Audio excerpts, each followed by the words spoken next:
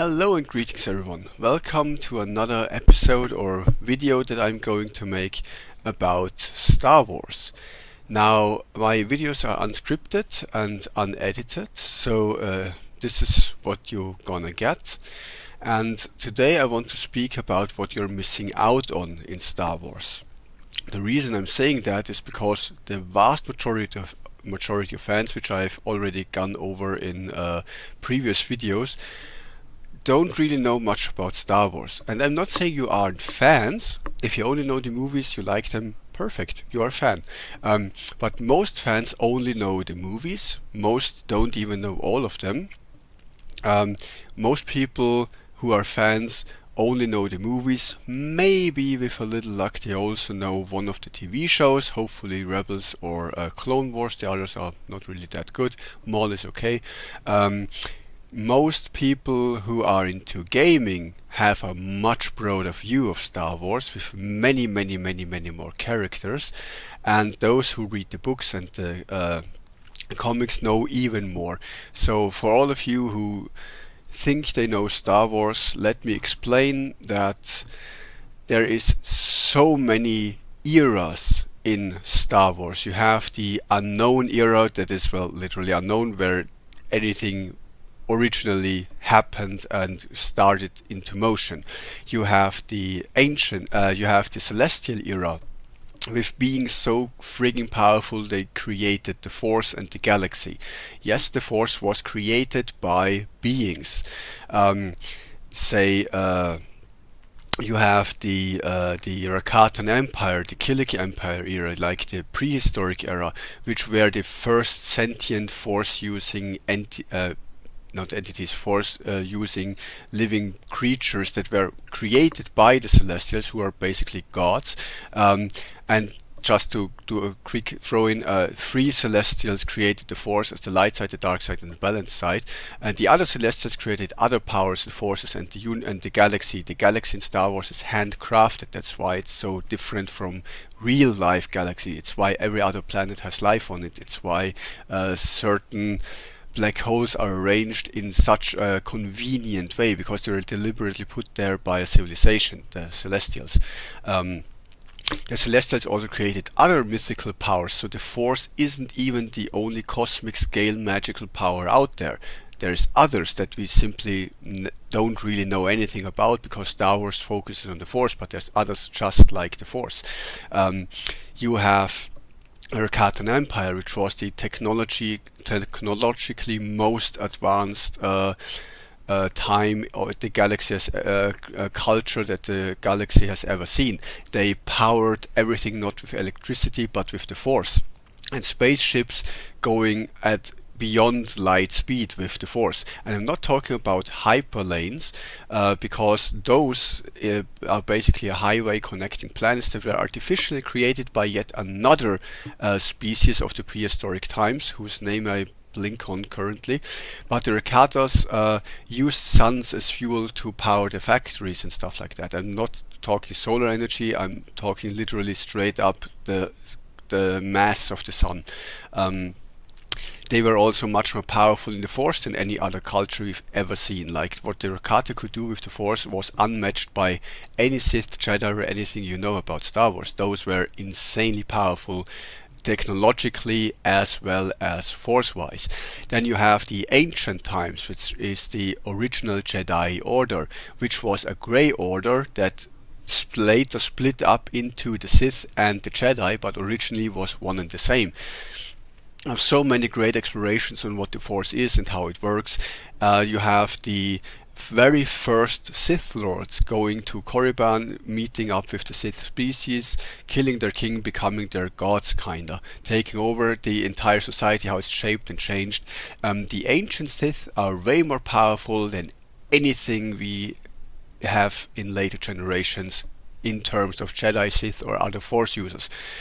Basically in Star Wars, time progresses, and as time progresses, things go to hell. Like, everything becomes weaker, everything devolves, technology becomes less evolved, the force powers crumble, and later generations are having less and less and less force power compared to the previous generations.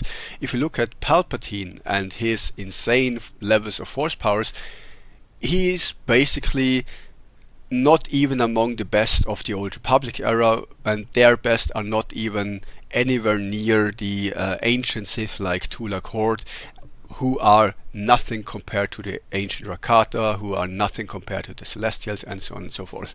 So power levels just decrease, and everything goes downhill as the galaxy ages. That being said, the ancient era has so many mystical elements that you think it's not Star Wars anymore. They have zombie and skeletal armies created with necromancy. They have mutated beasts. They have literal mutants fighting, like Marvel style stuff. They have people who are so good at sword fighting that they single-handedly defeat 1,000 opponents in direct melee combat, which is Tulak Horde, by the way.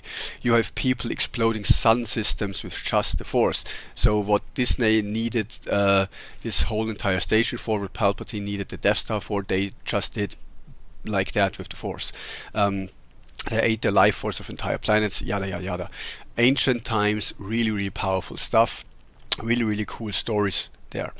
You have the Old Republic times, which is the best explored era of Star Wars to my knowledge, where we have so insanely many cool characters and so many cool things happening, and a good way of balancing the Force. Like in Old Republic times, the Jedi and the Sith are so much stronger than in the later movies and TV shows. They have so much cooler powers, there's so much more actions, there's so much more happening between the Sith Empire and the Republic. There's so much cool stuff happening with the Chiss Ascendancy and other things. Just great. Oh, by the way, most of you fans out there may not even know this, but the Republic and the Empire are not the only factions of Star Wars. There is also, say, the Hutts, which you may know, they are their own faction. There is a third really big faction, is the Chiss Ascendancy, which has its very own huge nation on the unknown regions, and you have the Yuzhang Wong, which have an insanely huge empire that spans an entire galaxy, different galaxy, but they invade the galaxy that we know with Luke and stuff. There's other cultures like that. You have the Grisics, who is the main opponent of the Chiss. So you have much more factions than just the Republic and the Empire. More importantly, you don't only have more factions, but you have more orders. You may only know the Jedi and the Sith, yet there is literally dozens of dark side orders. Some you may have heard of, like the Night Sisters of Dathomir, may ring a bell if you watched the TV shows, in special Clone Wars. You may have heard of the Sorcerers of Thund, who are probably the most powerful Force users in the Old Republic era. You may have, probably not, but there's dozens of dark side orders. The Sith are just one of them, and more importantly, the Sith are a religious order. You can be a Sith and not be Force sensitive. You can be a normal person and be a Sith. You also can have dark side powers and not be affiliated with any of the factions. Like most fallen Jedi are not Sith, and they're not aligned with any other order. They are just dark side users on their own, which also exist. You have light side orders other than the Jedi. You have the what's their name, Jin something. You have so many light side orders that have nothing to do with the Jedi, that are their own thing, that are not affiliated with the Jedi whatsoever, like the Iron Knights and stuff like that. You have light side users that understand the Force much better than the Jedi do. You have dark side orders more powerful than the Sith are. You have so many orders that you probably never heard of. There's dozens of light side orders, and there's dozens of gray orders. Most fans don't even know that there is a gray side to the Force, an actually balanced side of the Force, and that Yoda was wrong. And there is dozens of grey orders like the Knights of Sarkul, who are insanely powerful and very well trained. They have their own religion and everything, and that's a grey order. And there's many of those. We have Jedi becoming Sith, Sith becoming Jedi. We have Jedi and Sith going grey. That happens all the time in Star Wars, and there's so many cool stories there. And that's now to finish off with the eras. There's the Old Republic era, obviously. Then there is the era that you know, which is the Clone Wars era, which kinda sorta includes the Palpatine as Emperor era, because there's still characters that are alive in both, so it's technically speaking the same era, though it's two different kind of universes, but it's the same era time-wise speaking. So Clone Wars, and when Luke is alive, that's one era. Then you have the post-Luke era that plays a few centuries, or is it even a millennium after Luke's death, where the story kinda concludes, and where we have the last Star Wars stories time-wise. We don't know how it ends. Technically there's many openings to create timelines after that, and I forgot the High Republic era. That's actually the Darth Bane Rule of Two era, when the Sith Empire stopped existing and the Republic flourished. Well, actually went down the drain, but they think they flourished. So that's the High Republic era. So there's many eras that Star Wars can be set in, and there is theoretically more eras to come later. Technically speaking, there's even an era of Star Wars that's canonically still Star Wars, and that's our era. And with that I mean real world era, because it says in a galaxy far away, a long time ago. And that is actually referring to that Earth, what happens here, is still inside the Star Wars universe, and would technically speaking be its own era. Just saying. So there's actually many fan projects that have humans on planet Earth rediscovering the Force and becoming Jedi. Sure, why not? There's even a real world religion that kind of tries to do that. Anyway,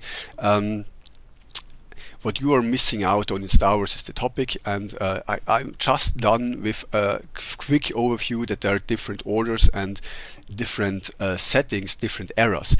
Now, more importantly, what you're really missing out on is all these characters. Like here on screen, that I chose as background here. I'm not sure if you guys know any of these characters, and each and every one of them, maybe except the one from Outlaws, but these characters all have their own unique stories.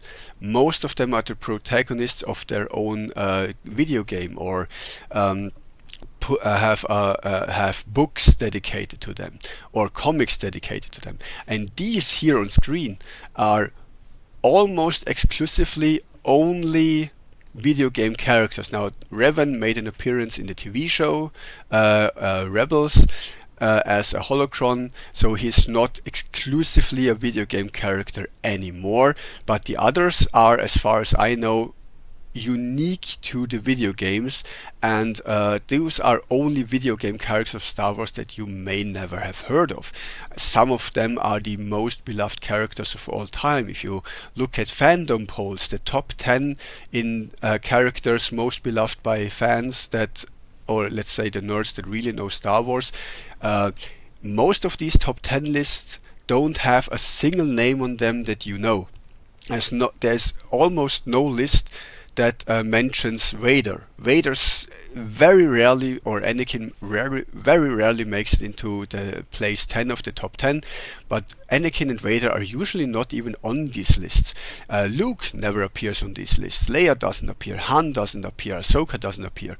Well, people that do appear are, say, Valkorion, Revan, Malgus, Satil. Those are characters that you probably never even heard of, and you don't know who that is. Kyle Katarn, Corran Horn, fantastic stories. Mara Jade, that's a great character. There's so many characters in Star Wars that are beloved. They are so so much better written and have so much cooler stories to tell than the ones you know from the movies and TV shows. And you don't know any of them probably. I would highly recommend looking into these, because some of these have Valkorion is basically Palpatine on steroids. He's probably the most accomplished Sith in the history of the galaxy. You have Kyle Katarn, who is a personal friend of Luke, who is a Grey Jedi, like actual Grey Jedi, using both the light and the dark side. He helps Luke build his academy and train students. The most important is Jaden Core, who is also a fantastic character who goes dark. Well, it's up to you in the games if he is light side, dark side, or grey side, but canonically I think he went grey side, just like his teacher did. You have Cal Kestis, who is the guy in the middle front here. That guy is probably one of the most powerful Jedi, not in existence, but definitely the most powerful Jedi in the Luke era. He is insanely strong, and he has some powers that are not necessarily unique to him, but that he mastered to a level that's beyond anyone else's. Also a cool dude, and very, very great story to tell. You have Galen Merrick, which I think my video covers up right now, Vader's apprentice, also known as Starkiller, who is probably the most powerful Force user in the Luke era. I mean, this dude took on Vader and Palpatine in combat at the same time. He 2v1'd them and won, and I mean, yeah, that should tell you something about his power level.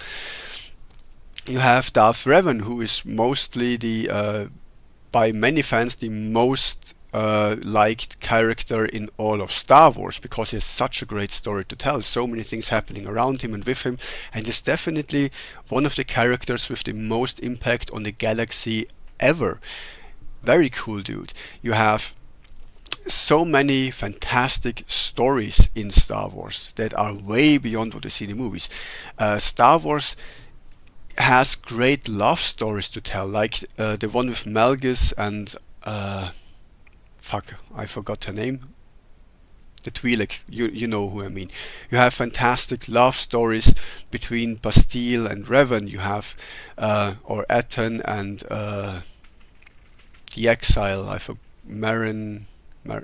I do this out of my head, so sorry if I blank on anything. Galen? Anyway. You have so many cool characters like the Delta Force and stuff like that, and there is just so much happening in Star Wars that most people are not aware of. I've recently did a quick overview over force powers, and there is a site that lists 66 force powers. Now, most of you maybe know 10, like force, push, pull, choke, maybe shield, maybe probably lightning. You're pretty certain to know that, but there's so many force powers people don't know they even exist, like pyrokinesis, cryokinesis, and that's just a broad term for a whole range of heat and cold based powers. You have elemental powers, you have, I go into detail in these videos, but there's I think about 200 official force powers that exist, and with Sith sorcery and Sith alchemy it goes way beyond that, because Sith sorcery is literal sorcery. You can do anything you want with that. You can go full D&D with that. Sith alchemy is basically enchantments and potions and stuff like that enhance all kinds of stuff, from creating indestructible armor to weapons that cut through anything without needing them to be lightsabers or anything. You have entire studies of the Force that are not depicted in the movies or the shows, that have their own spells and mechanics and can do so many cool things. You have there is a YouTube channel that makes tribute songs just for Sith characters, and he is currently sitting at his 81st video, so 81 videos about Sith Lords. There's not one Sith Lord having 2 videos, it's really one per Sith Lord, and he is nowhere near done. There is a 4-hour video just listing the Rule of Two era Sith Lords, not even to mention all the ones before. There is, I don't know how many in lore, but it must be several hundred Sith Lords that exist in the lore. Same for Jedi. And you know how many of them? A dozen, 2 dozen? Doesn't compare.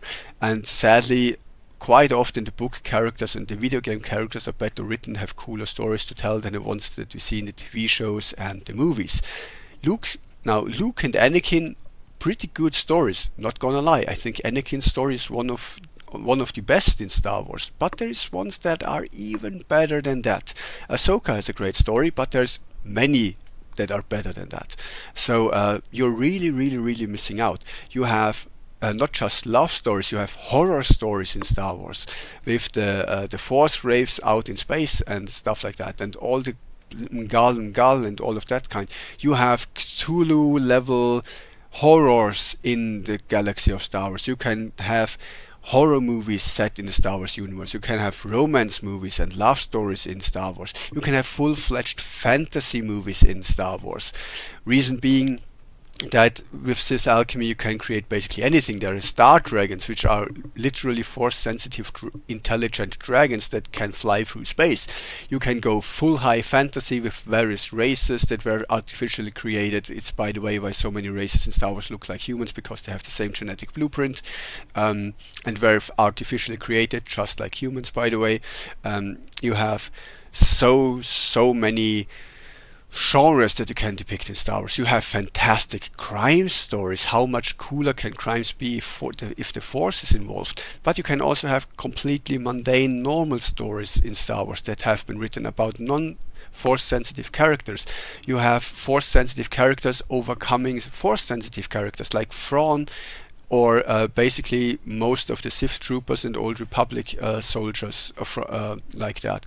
You have the Mandalorians. You have like insanely well done war stories with Battlefront 2 as example. It's a video game that can give you PTSD and stuff like that. Or the Delta Force and what's it called? A blank name. Republic Commando, I think. There's stories that are about politics and intrigue and manipulation. There is sort of comedy elements in certain Star Wars stories. I haven't seen a full-fledged comedy set in Star Wars, though you could do that. Same goes for sitcom. There is no sitcom in Star Wars, but there's no reason why that couldn't happen. There is erotic stories. I'm not going into detail because YouTube, that are set in Star Wars.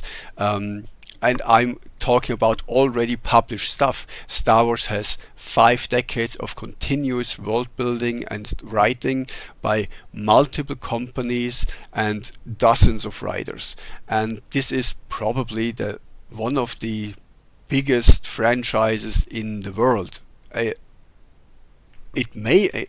think it is the biggest. It's definitely bigger than Marvel and DC.